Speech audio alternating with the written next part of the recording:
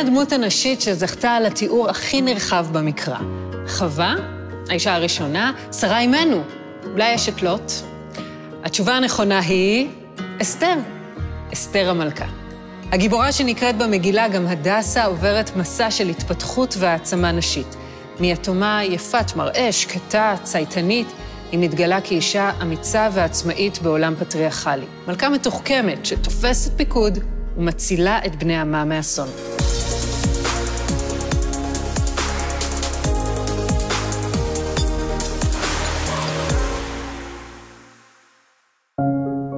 מכלול רוטשילד הוא כתב יד עברי מאויר מאיטליה בסוף המאה ה-15, מהיפים בעולם ומאוצרותיו הנדירים של מוזיאון ישראל.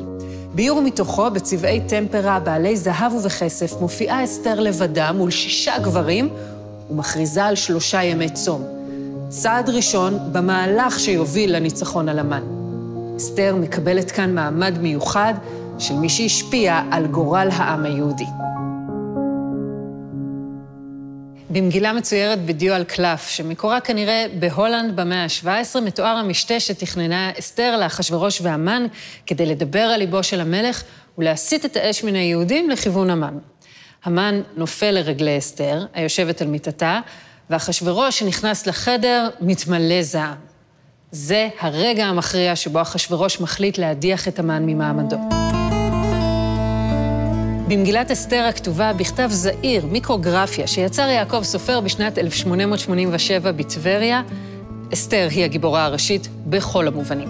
דמותה ניצבת במרכז, היא ממלאת את רוב החלל, ממדיה הגדולים בהרבה מאלה של מרדכי המובל על סוס בידי המן. אחשוורוש אינו מופיע בדמותו, מייצגת אותו ידו היורדת מלמעלה מחוץ לסיפור. ביצירה הזאת כבר ברור, אסתר היא השליטה הבלתי מעורערת של המגילה.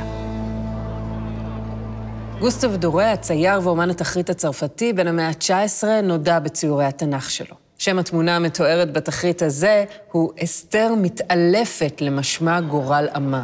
הרחבה, פרשנות, אולי הקצנה של אחד המדרשים שמספר שתש כוחה של אסתר.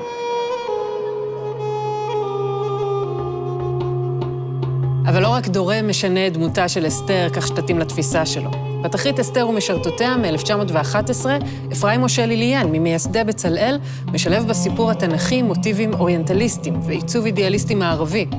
אסתר אינה מוצגת עוד כמלכה אירופית, אלא כדמות אקזוטית, כפי שדמיינו במערב את המזרח. היא עומדת במרכז וברקע המשרתות.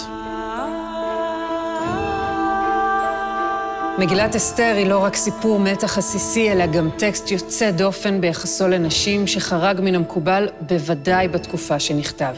הייחוד הזה מתבטא גם בפרשנות החזותית של הטקסט.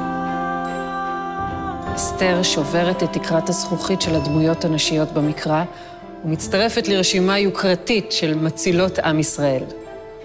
מלכה, כבר אמרנו?